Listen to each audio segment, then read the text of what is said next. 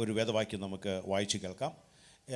പ്രത്യേകമായിട്ടും ഇന്ന് വർഷിപ്പ് അല്ലെങ്കിൽ MC ആയിട്ട് പ്രിയപ്പെട്ട റോബിൻ ബ്രദർ പറയുമ്പോൾ നമ്മൾ വർഷിപ്പ് അല്ലെങ്കിൽ നമ്മുടെ ആരാധന, നമ്മുടെ ആത്മാവിൻ്റെ സാന്നിധ്യം, ഇതെല്ലാം വെറുതെ ഒരു ചടങ്ങായിട്ട് അല്ലെങ്കിൽ നമ്മൾ പറയുന്ന ഒരു കാര്യം, പാടുന്ന ഒരു കാര്യം ആയിട്ട് മാറാതെ അതിൻ്റെ ശക്തിയും അതിൻ്റെ പവറും അല്ലെങ്കിൽ അതിൻ്റെ അർത്ഥവും എന്തെന്ന് മനസ്സിലാക്കിയിട്ട് വേണം നമ്മളത് ചെയ്യുവാനായിട്ട്. അത് എന്നും ആ ചിന്തകൾ നമ്മുടെ ഉള്ളിൽ ഉണ്ടായിരിക്കട്ടെ.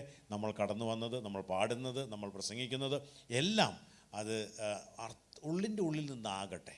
കർത്താവ് അതിനായിട്ട് നമ്മെ സഹായിക്കട്ടെ. നല്ല തോട്ടിനായിട്ട് ദൈവത്തിൻ്റെ മഹത്വം കരയറ്റുകയാണ്. അപ്പസ്തോല പ്രവൃത്തിയുടെ പുസ്തകം 1-ാം അധ്യായം അതിൻ്റെ 8-ാമത്തെ വാക്യം നമുക്ക് വായിച്ചു കേൾക്കാം. Acts chapter 1 verse 8. എന്നാൽ പരിശുദ്ധാത്മാവ് നിങ്ങളുടെ മേൽ വരുമ്പോൾ നിങ്ങൾ ശക്തി ലഭിച്ചിട്ട് യെരൂശലേമിലും യഹൂദിയിൽ എല്ലായിടത്തും ശമര്യയിലും ഭൂമിയുടെ അറ്റത്തോളവും എൻ്റെ സാക്ഷികൾ ആകുമെന്ന് പറഞ്ഞു. എന്നാൽ പരിശുദ്ധാത്മാവ് വരുമ്പോൾ നിങ്ങളുടെ മേൽ വരുമ്പോൾ ശക്തി ലഭിച്ചിട്ട് യെരൂശലേമിലും യഹൂദിയിൽ എല്ലായിടത്തും ശമര്യയിലും ഭൂമിയുടെ അറ്റത്തോളവും എൻ്റെ സാക്ഷികൾ ആകും എന്ന് പറഞ്ഞു. കഴിഞ്ഞ ദിവസം സീനിയർ പാസ്റ്റർ മാർക്ക് പോവും അതുപോലെ തന്നെ മറ്റ് 2 പാസ്റ്റേഴ്സും കൂടെ ഞങ്ങൾക്ക് ഒരു മീറ്റിംഗ് ഉണ്ടായിരുന്നു. അപ്പോൾ അത് പ്രത്യേകമായിട്ടും അതിൽ അറിയിച്ചത് ഇങ്ങനെയാണ്. കഴിഞ്ഞ ഈ 2024 ഇത്രയും നാളുകൾ ഈ വർഷം നമുക്ക് ദൈവം തന്നിരിക്കുന്ന തീം എന്ന് പറഞ്ഞത് ബൈ ഹിസ് സ്പിരിറ്റ് എന്നതാണ്. അതിൻ്റെ സ്റ്റാറ്റസ് എങ്ങനെയുണ്ട് എന്ന് ചെക്ക് ചെയ്യാനായിട്ടാണ് നമ്മൾ വിളിച്ചത്. അതോടൊപ്പം ഒരു കാര്യം കൂടെ പറഞ്ഞു, ഹോളി സ്പിരിറ്റ് ഈസ് അവരോട് കൂടുതലായിട്ട് സംസാരിക്കുന്നു. അടുത്ത ഒരു വർഷം കൂടെ 2025 നമ്മൾ ഇതേ തീമിൽ തന്നെ കണ്ടിന്യൂ ചെയ്യും. We have lot of things to learn from Holy spirit.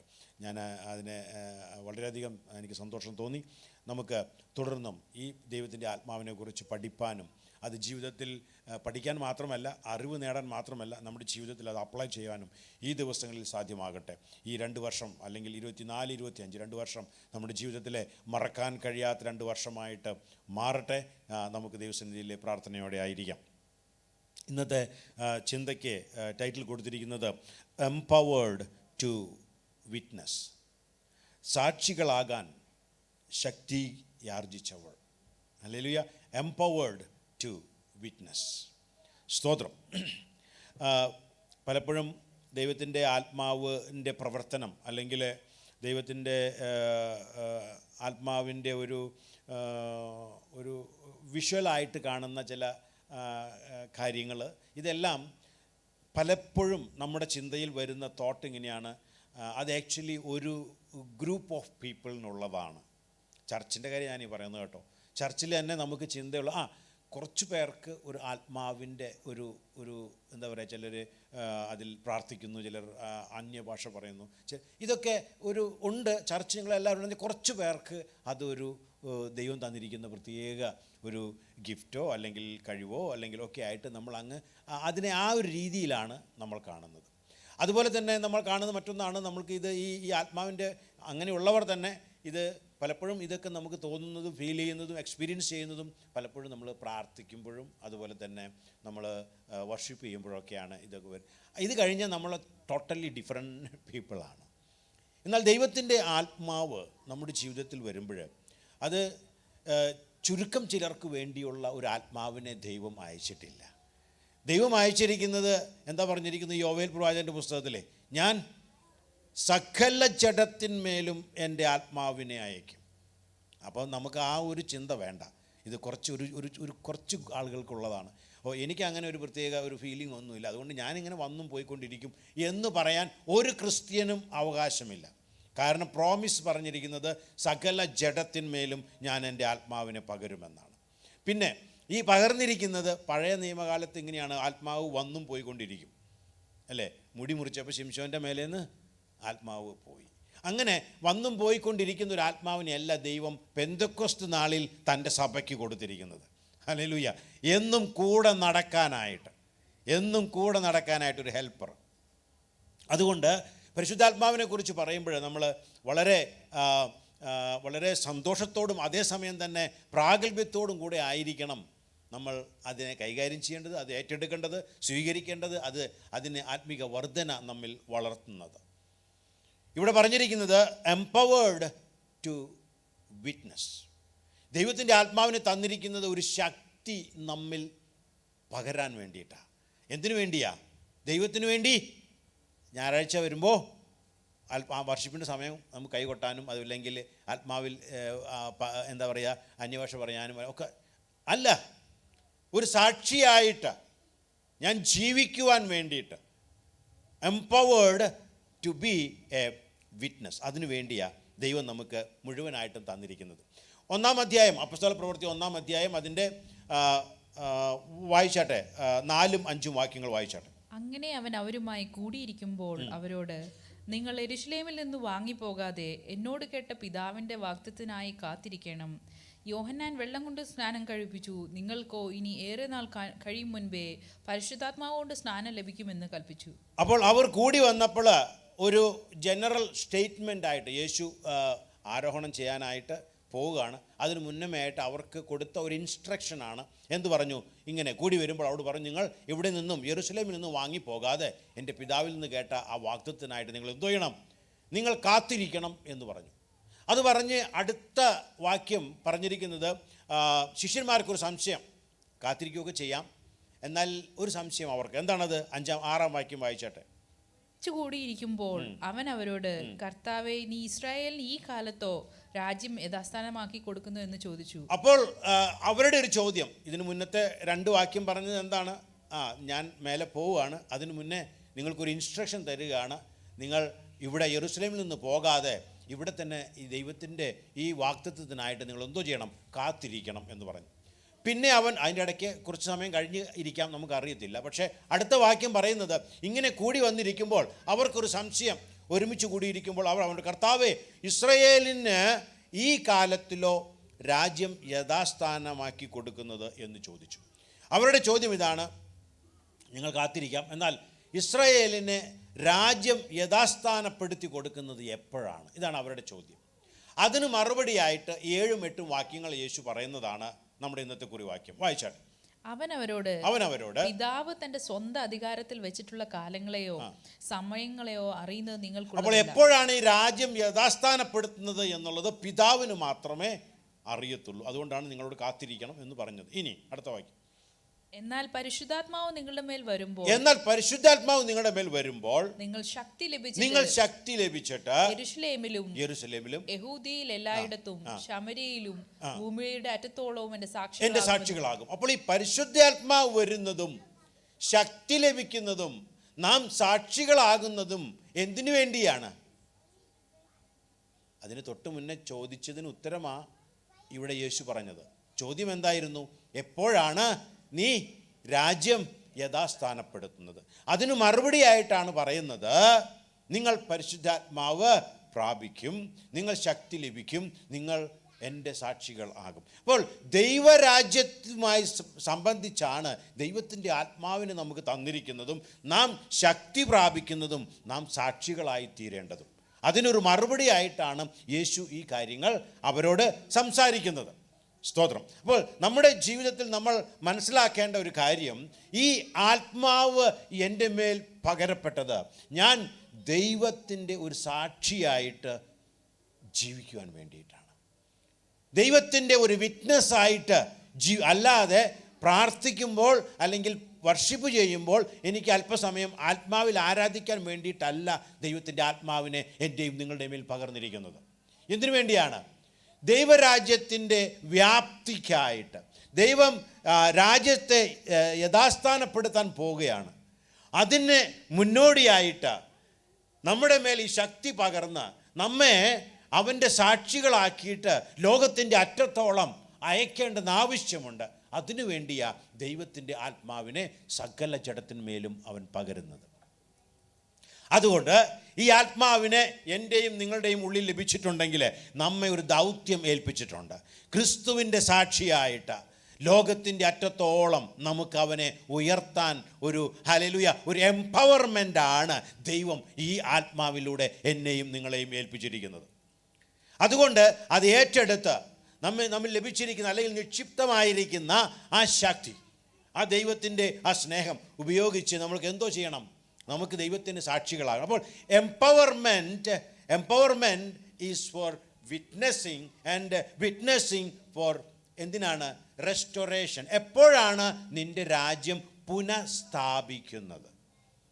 അപ്പോൾ നമ്മൾ മനസ്സിലാക്കേണ്ട ഒരു കാര്യം ഇതാണ്, നമ്മിൽ ഓരോരുത്തരും പകർന്നിരിക്കുന്ന ഈ ദൈവത്തിൻ്റെ ആത്മാവ്, അതിൻ്റെ ഉദ്ദേശം എന്ന് പറയുന്നിരിക്കുന്നത് എന്തിനു വേണ്ടിയാണ്? നമ്മെ ശക്തീകരിക്കാനും, ആ ശക്തീകരിക്കുന്നതിലൂടെ ഞാനും നിങ്ങളും സാക്ഷികളാകാനും, ഈ സാക്ഷികളാകുന്നതിലൂടെ ദൈവരാജ്യത്തിൻ്റെ റെസ്റ്റോറേഷൻ സാധ്യമാകണം. ഇതിനു വേണ്ടിയാണ് യേശു പറഞ്ഞത്, നിങ്ങൾ എന്ത് ചെയ്യണം? വെയിറ്റ് ചെയ്യണം, യെരുശലേമിൽ നിന്ന് എവിടെയും പോകരുത് എന്ന് പറഞ്ഞതിൻ്റെ എല്ലാം കാര്യം ഇതാണ്, നമുക്ക് ഒരു സാക്ഷിയായിട്ട് ജീവിക്കണം. A call to be a witness. Witness എന്ന് പറഞ്ഞാൽ എന്താണ്? സാക്ഷി എന്ന് പറഞ്ഞു കഴിഞ്ഞാൽ നമ്മൾ കേട്ടിട്ടുണ്ടോ? നമുക്കറിയാം അല്ലേ, സാക്ഷികൾ ഈ കോർട്ടിലെല്ലാം ചെന്ന് കഴിഞ്ഞാൽ നമ്മുടെ ആൻറ്റിക്കെല്ലാം അറിയാം കേട്ടോ, കോർട്ടിൽ പറഞ്ഞു കഴിഞ്ഞാൽ സാക്ഷിയായി നിൽക്കുക എന്ന് പറഞ്ഞു കഴിഞ്ഞാൽ നടന്ന സംഭവത്തിന് ഞാനും നിങ്ങളും ദൃക്സാക്ഷി, അല്ലെങ്കിൽ ട്രൂത്ത് എന്താണെന്ന് പറയാൻ ദൈവം ഉപയോഗിക്കുന്ന അല്ലെങ്കിൽ മനുഷ്യർ ഉപയോഗിക്കുന്നതിനാണ് കോർട്ടിലെല്ലാം. സത്യം അങ്ങനെ അവിടെ എന്തായിരുന്നു, അപ്പോൾ അതിനു വേണ്ടി ഒരു സാക്ഷി അവിടെ ചെല്ലും. ഞാൻ കണ്ടതാണ്, എനിക്കറിയാം, ഇന്നതാണ് നടന്നത്. സത്യം പറയാനായിട്ടാണ് ആര് വേണ്ടത്? സാക്ഷികളുടെ ആവശ്യം. അതുപോലെ തന്നെ എഗ്രിമെൻറ്റ്, നമ്മൾ മാരേജ്, ഇപ്പോൾ ലിദിയയും ടെസ്ലിയുടെയും മാരേജ് നടന്നപ്പോൾ അവിടെ സാക്ഷികളുണ്ടായിരുന്നു. എന്താണ്? ഞങ്ങൾ കണ്ടതാണ്, ഞങ്ങൾ അതിന് വിറ്റ്നസ്സാണ്, ട്രൂത്ത് അല്ലേ. അപ്പോൾ ഇതാണ് നടന്നത് എന്ന് പിന്നീട് അവരോട് ചോദിച്ചാൽ അവിടെ പേരെഴുതിയിട്ടുണ്ട് ആരൊക്കെയാണ് സാക്ഷികളായെന്ന്. അവർ പറഞ്ഞു ഞങ്ങൾ കണ്ടതാണ്, സത്യം ഇതാണ് എന്ന് പറയാൻ വേണ്ടിയിട്ടാണ്. സോ നമ്മൾ ഒരു വിറ്റ്നസ് ആകുക എന്ന് പറഞ്ഞാൽ എന്താണ് സത്യം എന്നത് ലോകത്തിൻ്റെ അറ്റത്തോളവും വിളിച്ചു പറയാൻ വേണ്ടി ദൈവം ആക്കിയിരിക്കുന്നവരെ ഞാനും നിങ്ങളും. സത്യം എന്താണ് എന്ന് ലോകത്തിന് അതറിയാത്ത ഇടങ്ങളിൽ സത്യം എന്താണെന്ന് പറയാനായിട്ട് എന്നെയും നിങ്ങളെയും അപ്പോയിൻ്റ് ചെയ്തിരിക്കുന്നതാണ്. അതിനുവേണ്ടി ദൈവം തന്നതാണ് ദൈവത്തിൻ്റെ ആത്മാവ്. എന്താണ് ഈ സത്യം? ഈ സത്യം എന്ന് പറയുന്നത് ഒരേ ഒരു സത്യത്തിൻ്റെ മേലാണ് ഇത് മുഴുവനും. നമ്മൾ സാക്ഷികളാകുക എന്ന് പറഞ്ഞു കഴിഞ്ഞാൽ എൻ്റെ സാക്ഷികളാകുക എന്നാണ് അവിടെ പറഞ്ഞിരിക്കുന്നത് അല്ലേ. ശക്തി ലഭിച്ചിട്ട് എങ്ങനെയാകും? എൻ്റെ സാക്ഷികൾ ആകുക, യേശുവിൻ്റെ സാക്ഷികളാകുക. യേശു ആരാണ് എന്നുള്ള സത്യം ജനത്തിനെ അറിയിക്കാൻ വേണ്ടി എന്നെയും നിങ്ങളെയും പ്രാപ്തനാക്കുന്നതാണ് പരിശുദ്ധാത്മാവ്. എന്താണ് യേശുവിനെ കുറിച്ചുള്ള സാക്ഷ്യം എന്ന് പറയുന്നത്? The incarnation. മനുഷ്യനായി ദൈവമായിരുന്നവൻ. ഇന്ന് മീൻ വർഷിപ്പ് പറഞ്ഞപ്പോൾ പറഞ്ഞു, അവൻ കൊടാക്കോടി ദൂതരാൽ ആരാധിക്കപ്പെടുന്നവൻ. അവൻ മനുഷ്യനായിട്ട്, ഇൻകാർണേഷൻ ഓഫ് ജീസസ് ക്രൈസ്റ്റ്, അവൻ ഇവിടെ മനുഷ്യനായിട്ട് അവതരിച്ചു. അതിന് സാക്ഷ്യം പറയാൻ ഞാനും നിങ്ങളും വേണം. പിന്നെ അവൻ ഇവിടെ പാപമില്ലാതെ ജീവിച്ചു, ഈ ഭൂമിയിൽ പാപമില്ലാതെ ജീവിച്ചു എന്ന് സാക്ഷ്യം പറയാൻ എന്നെയും നിങ്ങളെയും അവൻ ആവശ്യമുണ്ട്. അടുത്തത്, അവൻ കാൽവരിയിൽ അവൻ വളരെ ഹീനമായി കുരിശിൽ തറച്ച് കൊല്ലപ്പെട്ടു. ഞാനും നിങ്ങൾ സാക്ഷികളാണ്. മാത്രവുമല്ല, മൂന്നാം ദിവസം അവൻ ഹല്ലേലൂയ മഹത്വത്തോടെ ഉയർത്തെഴുന്നേറ്റു. ഇതിൻ്റെ സാക്ഷ്യം, ഇതിൻ്റെ സത്യം, ഈ സത്യത്തെ ലോകത്തിൻ്റെ അറ്റത്തോളം വിളിച്ചു പറയുവാൻ വേണ്ടിയാണ് എന്നെയും നിങ്ങളെയും ദൈവം സാക്ഷികളാക്കിയിരിക്കുന്നത്. അങ്ങനെ സാക്ഷികളാക്കുവാൻ വേണ്ടിയാണ് ദൈവം ശക്തീകരിച്ചിരിക്കുന്നത്.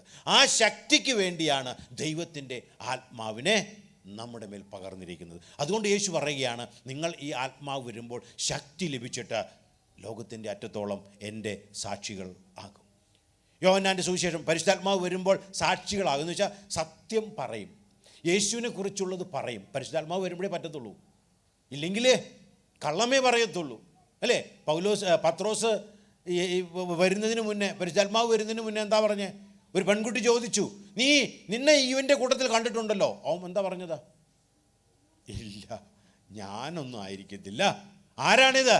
3.5 വർഷം അവൻ്റെ കൂടെ നടന്ന് തിന്ന് കുടിച്ച് അത്ഭുതങ്ങളൊക്കെ ചെയ്ത് പാർട്ടിസിപ്പേറ്റ് ചെയ്ത് നല്ല വെളിപ്പാട് പ്രാപിച്ച പത്രോസ് പറയുന്നത് പച്ചക്കള്ളം. എന്താ കാരണം? ആത്മാവില്ല.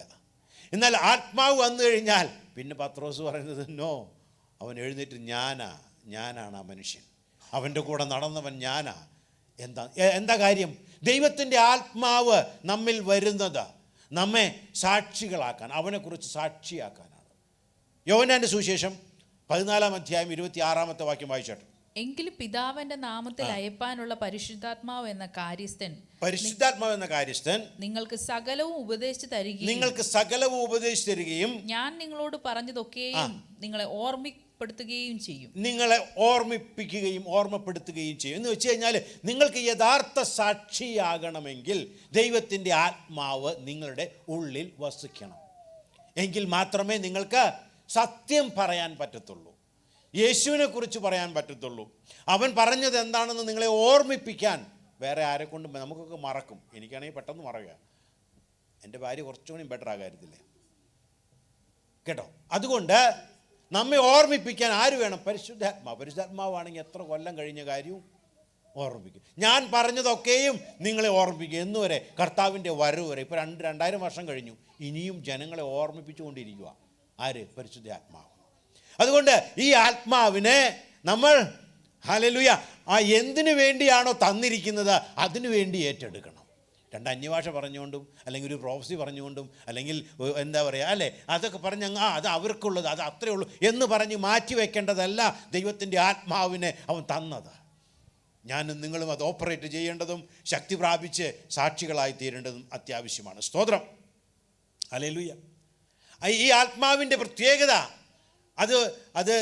ഞാൻ പറഞ്ഞല്ലോ, ഒരു എക്സ്പീരിയൻസ് മാത്രമല്ല, അത് അപ്ലൈ ചെയ്യേണ്ടതാണ്. Action must be there. നമുക്ക് ലഭിച്ചിരിക്കുന്ന ആത്മാവിന് നമുക്ക് എല്ലാവർക്കും തന്നിട്ടുണ്ടെന്നേ.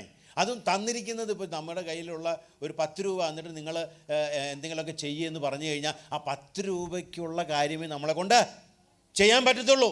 എന്നാൽ യേശു പറഞ്ഞിരിക്കുന്നത് ദൈവത്തിൻ്റെ ആത്മാവിന് നിങ്ങളുടെ കയ്യിൽ തന്നിട്ട് go to be a witness എന്ന് പറഞ്ഞു കഴിഞ്ഞാൽ അതിന് ലിമിറ്റേഷൻ ഇല്ല.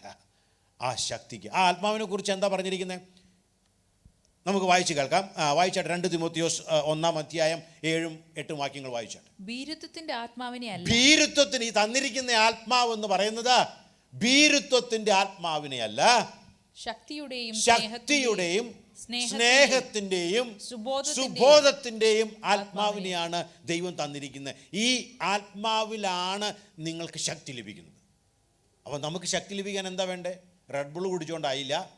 എന്തു വേണം? ശക്തി ലഭിക്കാനായിട്ട് നമുക്ക് ദൈവത്തിൻ്റെ ആത്മാവ്. ഈ ആത്മാവിൽ എന്തുണ്ട്? ആത്മാവിൽ ശക്തിയുണ്ട്, സ്നേഹമുണ്ട്, പിന്നെ ഡിസിപ്ലിനുണ്ട്. ഇത് വേറെ എവിടെയും കിട്ടത്തില്ല. ഇതില്ലാതെ മുന്നോട്ട് പോകാനും പറ്റത്തില്ല. അതുകൊണ്ട് ഇവിടെ പറയുകയാണ്, ഈ ആത്മാവ് എന്ന് പറയുന്നത് നമുക്ക് ശക്തിയും സ്നേഹവും ഡിസിപ്ലിനും. നമ്മിൽ ഈ ആത്മാവുണ്ടെങ്കിൽ സ്നേഹം പെരുകും. ഹല്ലേലൂയ. നമ്മെ കണ്ടാൽ ജനങ്ങൾക്കറിയാം ഇവൻ ആത്മാവുള്ളവനാണോ. പ്രസംഗിക്കുന്നവനാണോ എന്നല്ല കേട്ടോ ഞാൻ പറഞ്ഞത്, ആത്മാവുള്ളവനാണോ. ഹല്ലേലൂയ. അവന് ശക്തി ഉണ്ടായിരിക്കും, അവന് സ്നേഹമുണ്ടായിരിക്കും, അവന് ഡിസിപ്ലിൻ ഉണ്ടായിരിക്കും. ഹല്ലേലൂയ. സ്തോത്രം. ഹല്ലേലൂയ. കർത്താവ് നമ്മെ അതിനായിട്ട് സഹായിക്കട്ടെ. സ്തോത്രം. ഈ സ്നേഹം, ഈ ശക്തി, അല്ലെങ്കിൽ യേശു പറഞ്ഞ കാര്യങ്ങൾ ഓർമ്മിപ്പിക്കുക എന്ന് പറയുന്നത് എന്തുകൊണ്ടാണെന്നറിയാമോ? To be a witness means യേശുവിനെ കുറിച്ചുള്ള സത്യം പറയുക എന്ന് പറഞ്ഞാൽ ടു ബി ലൈക്ക് ക്രൈസ്റ്റ്. യേശുവിനെ പോലെയുള്ള ഒരു വ്യക്തിയെ സൃഷ്ടിച്ചെടുക്കാൻ വേണ്ടിയാണ് ദൈവം തൻ്റെ ആത്മാവിനെ പകർന്നിരിക്കുന്നത്. അതുകൊണ്ടാണ് ഈ സ്നേഹം എന്ന് പറയുന്നത്. ഞാനും നിങ്ങളും വല്ലപ്പോഴൊക്കെ അവനെന്തെങ്കിലും തന്നാൽ നല്ല സ്നേഹം, തന്നില്ലെങ്കിൽ സ്നേഹമില്ല, കുറച്ച് കഴിഞ്ഞാൽ പിണക്കം. ഈ സ്നേഹത്തെക്കുറിച്ചല്ല പറഞ്ഞിരിക്കുന്നത്. ദൈവത്തിൻ്റെ ആത്മാവിൻ്റെ സ്നേഹമെന്ന് പറഞ്ഞാൽ അത് നിലനിൽക്കുന്ന സ്നേഹമാണ്. അത് ഒന്ന് അങ്ങനെ ചെയ്തു ഇങ്ങനെ ചെയ്തു എന്ന് പറഞ്ഞാൽ അങ്ങനെ മാറുന്ന സ്നേഹമൊന്നല്ല.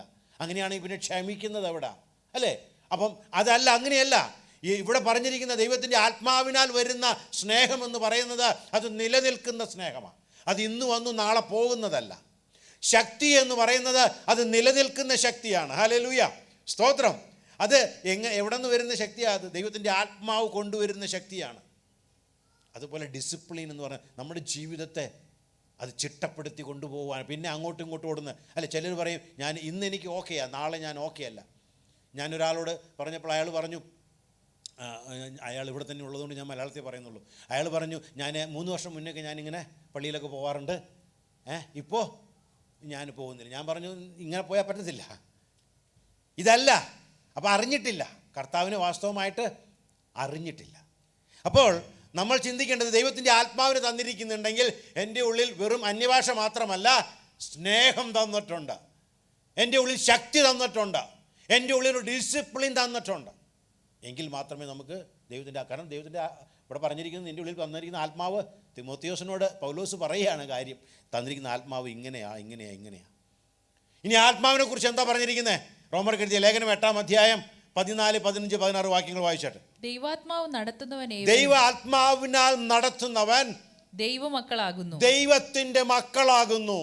നിങ്ങൾ പിന്നെയും ഭയത്തിനു ദാസ്യത്തിന്റെ ആത്മാവിനെ അല്ല, ദാസ്യത്തിന്റെ ആത്മാവിനെ അല്ല, നാം അബ്ബാ പിതാവേ എന്ന് വിളിക്കുന്ന പുത്രത്വത്തിന്റെ ആത്മാവിനെയാണ്.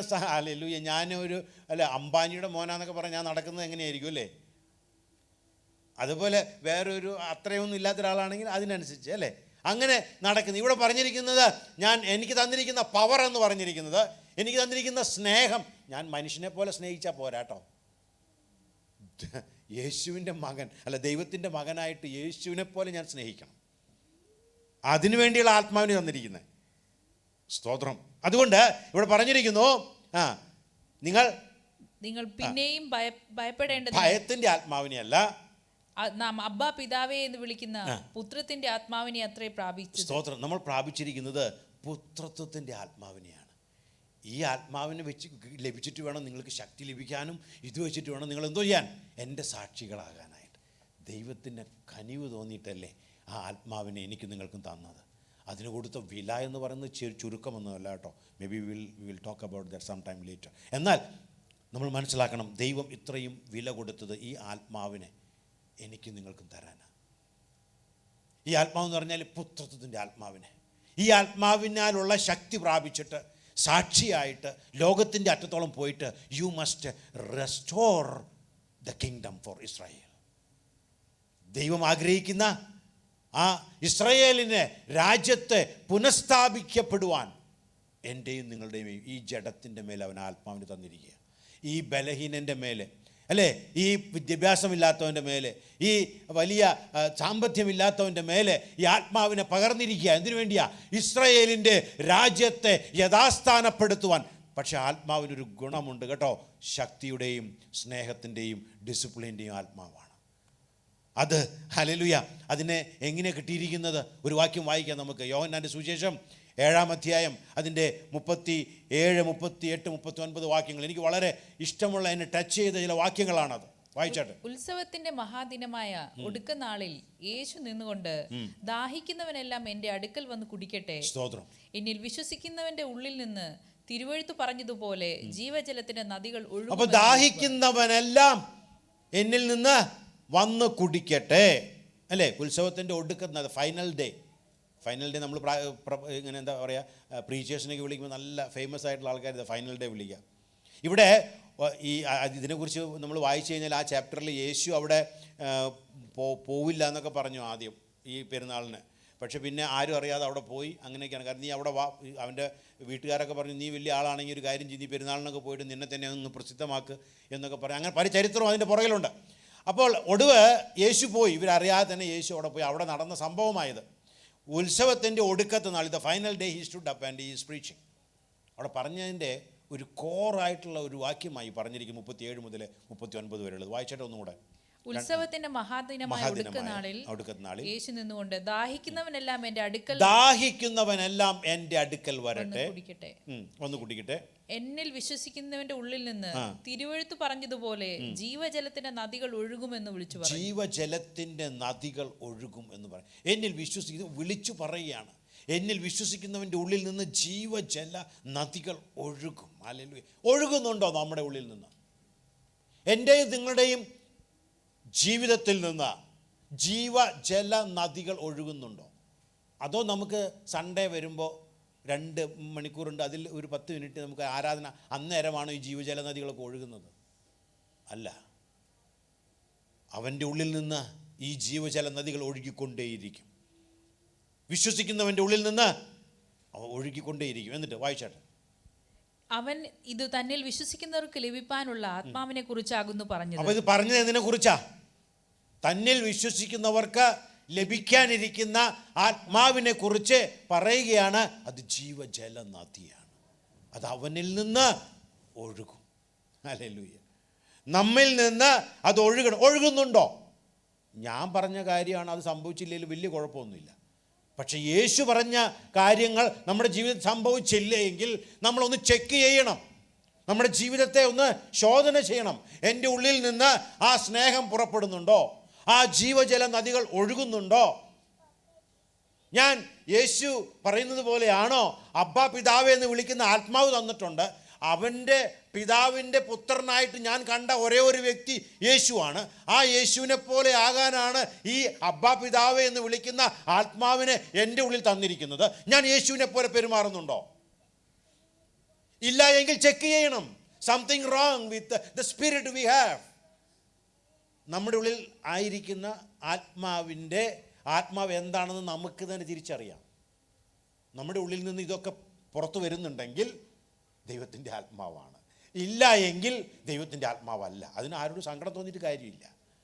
V need to check our self. കാരണം ദൈവത്തിൻ്റെ ആത്മാവിനെ കുറിച്ചുള്ള ഡിസ്ക്രിപ്ഷൻസ് ആണ് ഇവിടെ പറഞ്ഞിരിക്കുന്നത്. സ്തോത്രം. അതിനെ വെളിപ്പെടുത്തണം അല്ലേ? മാങ്ങ എന്ന് പറഞ്ഞാൽ എങ്ങനെ? അത് കടിക്കുമ്പോൾ ചിലപ്പോൾ പുളിക്കും, നന്നായി പഴുത്ത് കഴിഞ്ഞാൽ മധുരം ഉണ്ടാവും. എന്തിനാണ് പറയുന്നത്? മാങ്ങ തന്നെയാണ് എന്ന് കൺഫേം ചെയ്യാനായിട്ട്. എന്ന പോലെ ദൈവത്തിൻ്റെ ആത്മാവിനെ ലഭിച്ചാൽ എന്തുണ്ടാകും? ശക്തി ഉണ്ടാകും. ഉണ്ടോ? പിന്നെ അത് എന്തിൻ്റെ ശക്തി? സ്നേഹത്തിൻ്റെ, സുബോധത്തിൻ്റെ, സൺഷിപ്പിൻ്റെ, സ്നേഹത്തിൻ്റെ. എൻ്റെ ഭാര്യയ്ക്ക് ഈ നാളുകളിൽ ഭയങ്കര സ്നേഹമാണെന്ന് തോന്നുന്നു. സ്തോത്രം. അപ്പോൾ നമുക്ക് ഇതുണ്ടോ എന്ന് ചെക്ക് ചെയ്ത് അറിയാം ഏതാ ആത്മാവ് എന്നുള്ളത്. അല്ലാതെ ഞാൻ ഇടയ്ക്ക് 2 കൈ കൊട്ടി, പിന്നെ ഞാൻ ഇടയ്ക്ക് ഒരു പാട്ട് പാടി, പിന്നെ ഇതൊന്നുമല്ല ചെക്കിംഗ് പോയിന്റ് കേട്ടോ. സ്തോത്രം. ദൈവം നമ്മെ സഹായിക്കട്ടെ. ദൈവത്തിൻ്റെ ആത്മാവിനെ തന്നിരിക്കുന്നത് നാം ദൈവത്തിൻ്റെ മക്കളെ പോലെ ആകുവാൻ വേണ്ടി തന്നെയാണ്. സ്തോത്രം. ഇവിടെ പറഞ്ഞിരിക്കുന്ന അടുത്ത വാക്യമാണ് എന്നെ ശ്രദ്ധേയമാക്കി. വായിച്ചട്ടെ. 39. അവൻ ഇത് തന്നിൽ വിശ്വസിക്കുന്നവർക്ക് ലഭിപ്പാനുള്ള ആത്മാവിനെ കുറിച്ചാകുന്നു പറഞ്ഞത്. യേശു അന്ന് തേജസ്കരിക്കപ്പെട്ടില്ലായകയാൽ ആത്മാവ് വന്നിട്ടില്ലായിരുന്നു. നമ്മൾ വളരെ കുറിക്കൊള്ളേണ്ട ഒരു വാക്യമാണ്. യേശു അന്ന് തേജസ്കരിക്കപ്പെട്ടിട്ടില്ലായകയാൽ ഈ ആത്മാവ് എന്തില്ലായിരുന്നു? വന്നിട്ടില്ലായിരുന്നു. അപ്പോൾ എന്തുകൊണ്ടാണ് ഈ ആത്മാവ് യേശു BC-യിലൊന്നും ഇവിടെ വരാതിരുന്നത്? എന്തുകൊണ്ടാണ് യേശു ഈ മരിച്ച് ഉയർത്തെഴുന്നേറ്റിട്ട് പോലും ആത്മാവ് വന്നിട്ടില്ല? പെന്തിക്കോസ്ത് നാളിൽ ഉയർത്തെഴുന്നേറ്റ് സ്വർഗാരോഹണം ചെയ്ത് 10 ദിവസം കൂടെ കഴിഞ്ഞിട്ടാണ് പരിശുദ്ധാത്മാവ് വരുന്നത്. യേശുവിൻ്റെ ജീവിതകാലത്തും വന്നിട്ടില്ല. എന്താ കാരണം? അവിടെ പറഞ്ഞിട്ടുണ്ട് യേശു തേജസ്കരിക്കപ്പെട്ടിട്ടില്ലായിരുന്നു. ഈ പരിശുദ്ധ ആത്മാവിനെ എനിക്കും നിങ്ങൾക്കും കിട്ടണമെങ്കിൽ എൻ്റെ യേശു തേജസ്കരിക്കപ്പെടണമായിരുന്നു. അവൻ്റെ തേജസ്കരണവും നമ്മിലിരിക്കുന്ന ആത്മാവും തമ്മിൽ ബന്ധമുണ്ടെന്ന്. അങ്ങനെയാണെങ്കിൽ ഈ ആത്മാവ് ലഭിച്ച ശക്തി ഇല്ലാതിരിക്കുമോ? ഹല്ലേലൂയ. അവൻ്റെ തേജസ്സിൻ്റെ ആത്മാവ്, അവൻ്റെ തേജസ്സുമായി ബന്ധപ്പെട്ട ആത്മാവിനെ അവൻ എനിക്കും നിങ്ങൾക്കും തന്നിരിക്കുന്നത്. അങ്ങനെയാണെങ്കിൽ സ്നേഹം ഉണ്ടാകും. ഹല്ലേലൂയ. ശക്തി ഉണ്ടാകും, ഡിസിപ്ലിൻ ഉണ്ടാകും. നാം ദൈവത്തിൻ്റെ സാക്ഷികളായാൽ മാത്രമേ പറ്റത്തുള്ളൂ. കാരണം ഈ ആത്മാവെന്ന് പറയുന്നത് ചുമ്മാ കുത്തിയിരുന്നപ്പോൾ കിട്ടിയതല്ല. സ്തോത്രം. അതിന് വില കൊടുത്തതാ യേശു. ഇവിടെ ഹല്ലേലൂയ മനുഷ്യനായി അവതരിച്ച് പാപമില്ലാതെ ജീവിച്ച് ക്രൂര മരണം കാൽവരിയിൽ വരിച്ച് ഉയർത്തെഴുന്നേറ്റ് പിതാവിൻ്റെ മഹത്വത്തിൽ ചെന്നതുകൊണ്ടാ ദൈവത്തിൻ്റെ ആത്മാവിനെ എനിക്കും നിങ്ങൾക്കും ലഭിച്ചത്. അതിന് കൊടുത്ത വില മനുഷ്യന് കൊടുക്കാൻ പറ്റുന്നതല്ല. അതുകൊണ്ട് തന്നെ അതിൻ്റെ ശക്തി എന്ന് പറയുന്നത്, നമ്മൾ പെർഫ്യൂമൊക്കെ വായിക്കുമ്പോൾ ചിലതോടെ ഇതെത്രയായി $2.5, ഇതിനെത്രയായി $30, ഇതിനെത്രയായി $250. അയ്യോ, നമുക്കറിയാലേ അതിൻ്റെ പവറും ഗുണവും. ചിലർ പറയും, എന്നോട് ആരൊക്കെ പറയുന്ന കേട്ടു, ഇത് അപ്ലൈ ചെയ്ത് കഴിഞ്ഞാൽ 2 മണിക്കൂർ കൊണ്ട് ഇത് പോകും. ഇതാകുമ്പോൾ ഇത് 1 ദിവസമൊക്കെ നിൽക്കും, 6 മണിക്കൂറൊക്കെ നിൽക്കുമെന്ന് പറയുന്നത്. എന്താ കാരണം? അതിൻ്റെ വില. എൻ്റെ കർത്താവ് കൊടുത്ത വിലയാ ദൈവത്തിൻ്റെ ആത്മാവ്. ഈ ആത്മാവ് 1.5 മണിക്കൂർ നിൽക്കുന്ന, അല്ലെങ്കിൽ 15 മിനിറ്റ് നിൽക്കുന്ന ഒരു ആത്മാവൊന്നല്ല കേട്ടോ. അതിന് കൊടുത്ത വില വലുതാ. കർത്താവ് വരുവോളം ജീവിതകാലം മുഴുവൻ നിൽക്കാൻ പറ്റുന്ന, ഹല്ലേലൂയ, സ്കൂളിലും ഓഫീസിലും, ഹല്ലേലൂയ, ജോലി സ്ഥലത്തും വീട്ടിലും ഒക്കെ, ഹല്ലേലൂയ, കൊണ്ടു നടക്കാൻ പറ്റുന്ന സൗരഭ്യ വാസനയുള്ള ദൈവത്തിൻ്റെ ആത്മാവിനെയാ അവൻ വില കൊടുത്ത് തന്നിരിക്കുന്നത്. സ്തോത്രം. ഹല്ലേലൂയ. അതിൻ്റെ സ്കോപ്പ് എന്തൊക്കെയാണ്? ഈ ആത്മാവിനെ കിട്ടിക്കഴിഞ്ഞാൽ എന്തോ ചെയ്യുമെന്ന് പറഞ്ഞ് നമ്മൾ ഹല്ലേലൂയ ഈ പെർഫ്യൂമൊക്കെ ഇട്ട് കുറച്ചങ്ങ് പുറത്തോട്ട് ഇറങ്ങുമ്പോഴേക്കും സ്റ്റെപ്പ് ഇറങ്ങുമ്പോഴേക്കും അതങ്ങ് പോയി പോകും അല്ലേ? ഇവിടെ പറഞ്ഞിരിക്കുന്നത് അങ്ങനെയല്ല. ഈ ആത്മാവ് ലഭിച്ചാൽ നിങ്ങൾ യെരൂശലേമിലും പിന്നെ നിങ്ങളിപ്പോൾ ആയിരിക്കുന്ന ഇടങ്ങളിലും പിന്നെ ഇവിടെ പറഞ്ഞിട്ടുണ്ട്, വായിച്ചോട്ടെ. യെരൂശലേമിലും യഹൂദിയയിലും ശമര്യയിലും, അതായത് നെയ്ബറിങ് പ്ലേസസ്. നിങ്ങളായിരിക്കുന്ന യെരൂശലേമിലും പിന്നെ നെയ്ബറിങ് പ്ലേസസിലോട്ടും പിന്നെ go to the end of the world, ലോകത്തിൻ്റെ അറ്റത്തോളവും നിങ്ങൾ ഇതാകും. ഹല്ലേലൂയ, സ്തോത്രം. ആത്മാവ് പ്രാപിച്ചിട്ട് വേണം, അതിൻ്റെ ശക്തി പ്രാപിച്ചിട്ട് വേണം, അതിനെക്കുറിച്ചുള്ള അറിവ് ലഭിച്ചിട്ട് വേണം ഞാനും നിങ്ങളും സാക്ഷികളാകാൻ. ഇതെല്ലാം യേശു പറഞ്ഞ വാക്കുകളാണ്. ഉയർത്തെഴുന്നേറ്റതിന് ശേഷം സ്വർഗത്തിൽ പോകുന്നതിന് മുന്നേ പറഞ്ഞ കാര്യങ്ങളാണ്. സ്തോത്രം, ഹല്ലേലൂയ. ഇതിനു വേണ്ടി എന്താ ചെയ്യണ്ടേ? അതും കൂടെ അറിയണ്ടേ നമുക്ക്? എന്താ അറിയണ്ടേ? ഇതും കൂടെ അറിഞ്ഞിട്ട് വേണം. കാരണം അത് നമ്മൾ ചെയ്തെങ്കിൽ മാത്രമേ ഈ ആത്മാവ് വരത്തുള്ളൂ. ഈ ആത്മാവ് കിട്ടാൻ എന്താ ചെയ്യേണ്ടത്? നിങ്ങൾക്ക് എല്ലാവർക്കും അറിയാം, എങ്കിലും പറയാത്തതാണെന്ന് എനിക്കറിയാം. സ്തോത്രം. നിങ്ങൾ എന്തു ചെയ്യണമെന്ന് ഹൃദയത്തിൽ കുത്തുകൊണ്ട് ചിലർ ചോദിച്ചു പത്രോസിനോട്. പത്രോസ് പറഞ്ഞ വരികൾ തന്നെയാണ് ഇവിടെ പറയാൻ പോകുന്നത്. സ്തോത്രം. പത്രോസ് എന്ന് പറയുമ്പോൾ ആരാണ്? ഞാനിപ്പോൾ ആളെ മാറ്റി. പത്രോസ് എന്ന് പറയുന്നതിന് വരെ ഞാൻ പറയും ആദ്യത്തെ പോപ്പ്, ഫസ്റ്റ് പോപ്പ്, മാർപ്പാപ്പ, ആദ്യത്തെ മാർപ്പാപ്പ. കാരണം കത്തോലിക്കയിൽ മാർപ്പാപ്പ എന്ന് പറഞ്ഞാൽ ഒരു സ്റ്റാൻഡേർഡൊക്കെ ഉള്ളൂ. അപ്പസ്തോലൻ എന്ന് പറഞ്ഞാൽ വലിയ വിലയൊന്നുമില്ല. അപ്പോൾ ആദ്യത്തെ മാർപ്പാപ്പ, ഫസ്റ്റ് പോപ്പ്, ആദ്യത്തെ മാർപ്പാപ്പയുടെ ആദ്യത്തെ പ്രസംഗം, ഫസ്റ്റ് പ്രീച്ചിങ്. അതുകൊണ്ട് തന്നെ എനിക്ക് ഭയങ്കര ഇഷ്ടമാണ്. അപ്പോസ്തല പ്രവൃത്തികളുടെ പുസ്തകം 2-ാം അധ്യായം വായിച്ചാട്ടെ, അതിൻ്റെ 37, 38, 39 വാക്യങ്ങൾ. ഇത് കേട്ടിട്ട് അവർ ഹൃദയത്തിൽ കുത്തുകൊണ്ട് പത്രോസിനോടും ശേഷം അപ്പോസ്തലന്മാരോടും സഹോദരന്മാരായ പുരുഷന്മാരെ, ഞങ്ങൾ എന്തു ചെയ്യേണ്ടു എന്ന് ചോദിച്ചു. പത്രോസ് അവരോട്, നിങ്ങൾ മാനസാന്തരപ്പെട്ടിട്ട് നിങ്ങളുടെ പാപങ്ങളുടെ മോചനത്തിനായി ഓരോരുത്തൻ ക്രിസ്തയേശുവിന്റെ നാമത്തിൽ സ്നാനമേൽപ്പീൻ, എന്നാൽ പരിശുദ്ധാത്മാവ് എന്ന ദാനം ലഭിക്കും. അപ്പോൾ പരിശുദ്ധാത്മാവ് കിട്ടാനായിട്ട് NTUC പോയിട്ട് നല്ല കാർഡ് കൊടുത്താലൊന്നും പറ്റത്തില്ല. പേനാവ് ആണോ പേവേ ആണോ ഇതൊക്കെ പറഞ്ഞൊന്നും കാര്യമൊന്നുമില്ല. നമുക്ക് പരിശുദ്ധാത്മാവിനെ കിട്ടണമെങ്കിൽ ഇവിടെ പറഞ്ഞിരിക്കുന്നു, പത്രോസ് ആദ്യത്തെ മാർപ്പാപ്പ ആദ്യത്തെ പ്രസംഗം പറഞ്ഞിരിക്കുന്നത് ഇങ്ങനെയാണ്: നിങ്ങൾ എന്തോ ചെയ്യണം? മാനസാന്തരപ്പെടണം. കാരണം ഈ ആത്മാവെന്ന് പറയുന്നത് പരിശുദ്ധ ആത്മാവാണ്. വിശുദ്ധി ആവശ്യമാണ്.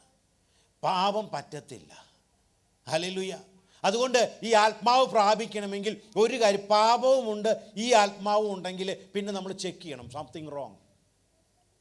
പരിശുദ്ധ ആത്മാവെന്ന് പേര് വിളിക്കുന്നതിൻ്റെ കാരണം ഇറ്റ് ഈസ് ഹോളി. അതുകൊണ്ട് പത്രോസ് പറയുകയാണ്, നിങ്ങൾക്ക് എന്താ, നിങ്ങൾ ഹൃദയത്തിൽ കുത്തു, നിങ്ങൾ എന്താ ചെയ്യേണ്ടതെന്ന് അവരുടെ ചോദ്യം. അതിന് മറുപടി നിങ്ങൾക്ക് പരിശുദ്ധാത്മാവ് കിട്ടണമെന്നാണ്. അതുകൊണ്ടാണ് ആ വാക്യം അങ്ങനെ പറഞ്ഞിരിക്കുന്നത്. നിങ്ങൾ നല്ലപോലെ വിലയിരുത്തി വായിക്കണം. എന്താണ് നിങ്ങൾ ഇനി എന്താ ചെയ്യുക? നിങ്ങൾ ചെയ്യേണ്ടത് ഇത്രയേ ഉള്ളൂ, എന്ത് ചെയ്താലും നിങ്ങൾക്ക് പരിശുദ്ധാത്മാവ് കിട്ടണം. അതാണ് ആ വാക്യത്തിൻ്റെ ഒടുവ് പറയുന്നത്. എന്നാൽ പരിശുദ്ധാത്മാവ് കിട്ടണമെങ്കിൽ നിങ്ങൾ ഇന്ന 2 കാര്യങ്ങൾ ചെയ്യണം. ഒന്ന്, മാനസാന്തരപ്പെടണം. എന്ന് വെച്ചാൽ പാപം ഇനി പാടില്ല. ഈ ആത്മാവ് പാപമില്ലാത്തവനിൽ നിന്ന് വന്ന ആത്മാവാണ്.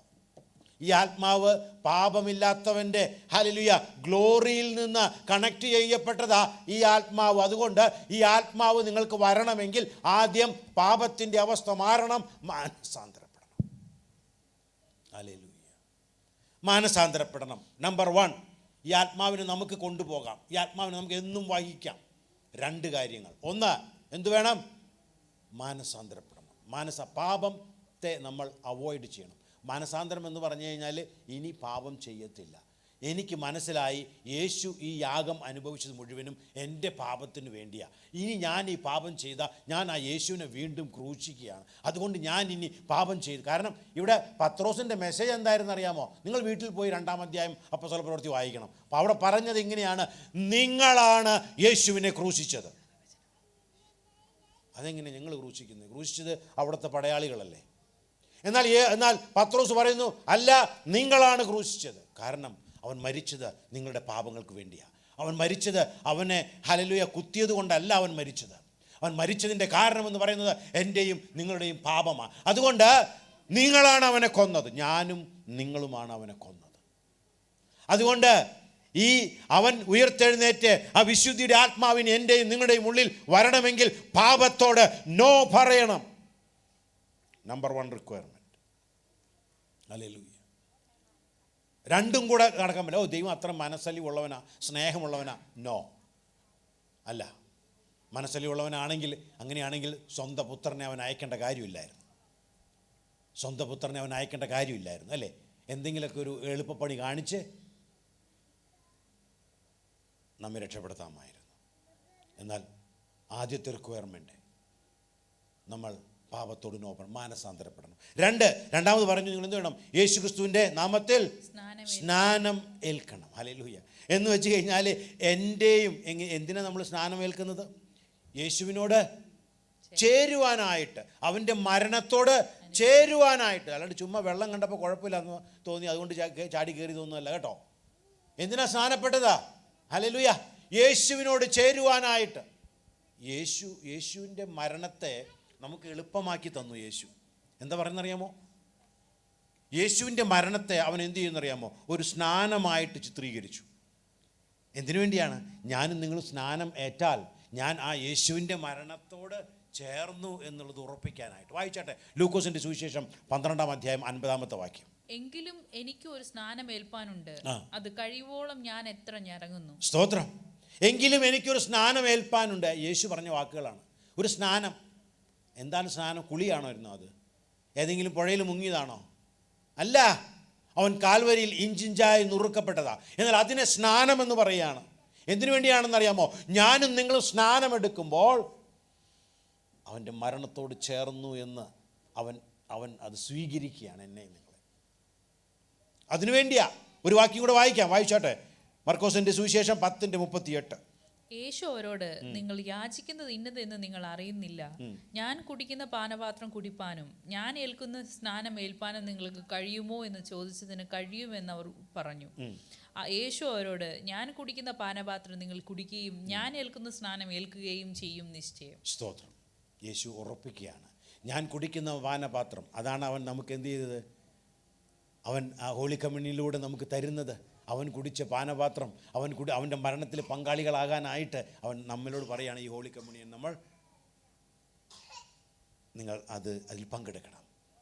അവിടെ തന്നെ പറയുകയാണ്, എന്ത്? നിങ്ങൾ അതുപോലെ തന്നെ സ്നാനം ഏൽക്കുമ്പോൾ ഞാൻ ഏറ്റ സ്നാനത്തോട് നിങ്ങൾ തുല്യരായിത്തീരുകയാണ്. ഇവിടെ പത്രോസ് പറയുകയാണ്, മാനസാന്തരപ്പെടണം, യേശുവിൻ്റെ മരണത്തോട് നിങ്ങൾ ചേരണം. ഹല്ലേലൂയ. എങ്കിൽ മാത്രമേ നമുക്ക് എന്തുള്ളൂ? നമുക്ക് പരിശുദ്ധാത്മാവിനെ കിട്ടത്തുള്ളൂ. ഇത് നമുക്ക് വേണം. ഇത് രണ്ടും ഉണ്ടെങ്കിൽ നമുക്ക് എന്തുണ്ട്? ദൈവത്തിൻ്റെ ആത്മാവുണ്ട്. ഈ എങ്ങനെയാണ് ഈ ശക്തി ലഭിക്കുന്നത്? ഇറ്റ് ഈസ് എ പവർ, അല്ലേ? എന്താ പറയുക? നിങ്ങൾ ശക്തി ലഭിച്ചിട്ട് എങ്ങനെയാണ് അതിനെ പവർ എന്ന് പറയുന്നത്? പവർ എന്ന് പറയുന്നത് നമുക്ക് ലഭിക്കുന്നത് എന്തെങ്കിലും നമ്മുടെ ബോഡിയിലുണ്ടാകുന്ന ഡെവലപ്മെൻറ്റോടുകൂടെ വരുന്ന ഒരു പവറിനെ അല്ല ഇവിടെ, അല്ലേ? സാംസൺ, അല്ലേ? അവൻ മരണസമയത്ത് ശക്തി പ്രാപിച്ച് എന്ത് ചെയ്തു? അവനെ കെട്ടിയിരുന്ന ആ കയറുകൾ തട്ടി മാറ്റി, അല്ലെങ്കിൽ ആ പില്ലേഴ്സ് തട്ടി മാറ്റിയപ്പോൾ അവിടെ മുഴുവൻ ഇടിഞ്ഞു വീണു, എത്രയോ പേർ കൊല്ലപ്പെട്ടു.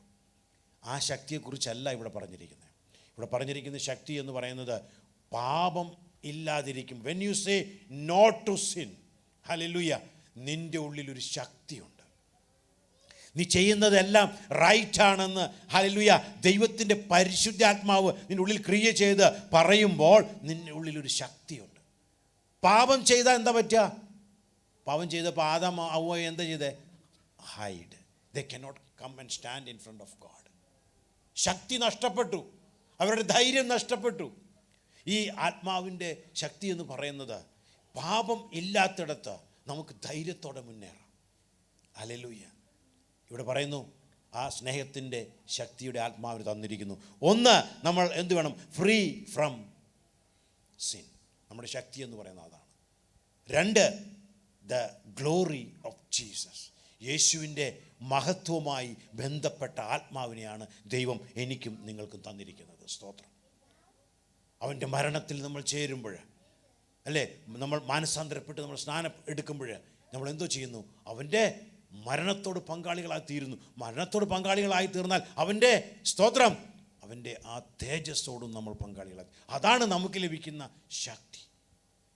റോമർക്കെഴുതിയ ലേഖനം 6:4 വായിച്ചു നിർത്തുവാൻ താല്പര്യപ്പെടുകയാണ്. വായിച്ചാട്ടെ. അങ്ങനെ നാം അവന്റെ മരണത്തിൽ പങ്കാളികളായി തീർന്ന സ്നാനത്താൽ അവനോടുകൂടെ കുഴിച്ചിടപ്പെട്ടു. ക്രിസ്തു മരിച്ചിട്ട് പിതാവിന്റെ മഹിമയിൽ ജീവിച്ചെഴുന്നേറ്റതുപോലെ നാമും ജീവന്റെ പുതുക്കത്തിൽ നടക്കേണ്ടത്. നാം ഓരോരുത്തരും ജീവന്റെ പുതുക്കത്തിൽ നടക്കേണ്ടതിന്. ഹല്ലേലൂയ. അപ്പോൾ എന്തിനാണ് പത്രോസ് പറഞ്ഞത്? നീ മാനസാന്തരപ്പെടണം, പാപം ഇല്ല നിന്നിൽ എന്നുള്ളൊരു ശക്തി നിന്നിൽ വരണം. രണ്ടാമത്, നീ സ്നാനപ്പെടുമ്പോൾ നീ യേശുവിനോടുകൂടെ മരിച്ച് യേശുവിൻ്റെ തേജസ്സിൽ നീ എന്തോ ചെയ്യുന്നു? ഉയർത്തെഴുന്നേൽക്കുന്നു. Amen, hallelujah. ഈ ശക്തി ലഭിച്ചിട്ട് വേണം സാക്ഷികളാകാൻ. നിങ്ങൾ സാക്ഷികളായിട്ട് വേണം the restoration of kingdom of Israel to happen.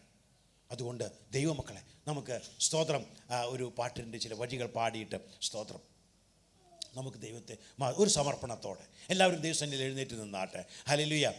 പോകട്ടെ നിനക്കായി ഞാൻ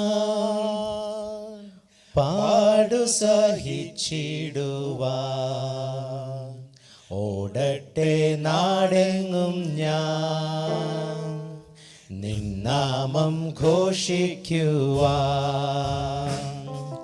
പോകട്ടെ ഞാൻ നിനക്കായി പാടു സഹിച്ചിടുവാൻ, ഓടട്ടെ നാടെങ്ങും ഞാൻ നിന്നാമം ഘോഷിക്കുവാൻ. കർത്താവേ, നിൻ പാദത്തിൽ ഒരു സമർപ്പണത്തോടെ പാടിയാട്ടെ. അവന് നമ്മെ ഉപയോഗിക്കാൻ കഴിയും, ലോകത്തിന്റെ അറ്റത്തോളം അയക്കാൻ കഴിയും. ഒരു സാക്ഷിയായിട്ട് യേശുവിനെ പോലെ അവന്റെ സ്നേഹത്തില്, അവന്റെ ശക്തിയില്, ഹല്ലേലൂയ, അവന്റെ ഡിസിപ്ലിനില് എന്നെ നിങ്ങളെയും അയക്കുവാൻ അവൻ സന്നദ്ധനാണ്. ഞാനും നിങ്ങൾ ഒരു തീരുമാനത്തോടെ ഹല്ലേലൂയ അവന് വിശ്വസിക്കുകയാണ്. സമ്പൂർണമാ നിൻ കയ്യിൽ തന്നിടുന്നു. ഒരിക്കൽ കൂടെ പോകട്ടെ. പോകട്ടെ ഞാൻ നിനക്കായി പാടു സഹിച്ചിടുവാൻ. ഇത് അത്ര എളുപ്പമുള്ള കാര്യമല്ല കേട്ടോ. എങ്കിലും ഇറങ്ങി തിരിക്കുകയാണെങ്കിൽ ശക്തി ദൈവത്തിൻ്റെതാ, സ്നേഹം ദൈവത്തിൻ്റെതാ. ഹല്ലേലൂയ, സ്തോത്രം. അവൻ നമ്മെ നടത്തും. പോകട്ടെ ഞാൻ നിനക്കായി പാടു സഹിച്ചിടുവാൻ, ഓടട്ടെ നാടെങ്ങും ഞാൻ നിന്നാമം ഘോഷിക്കുവാൻ.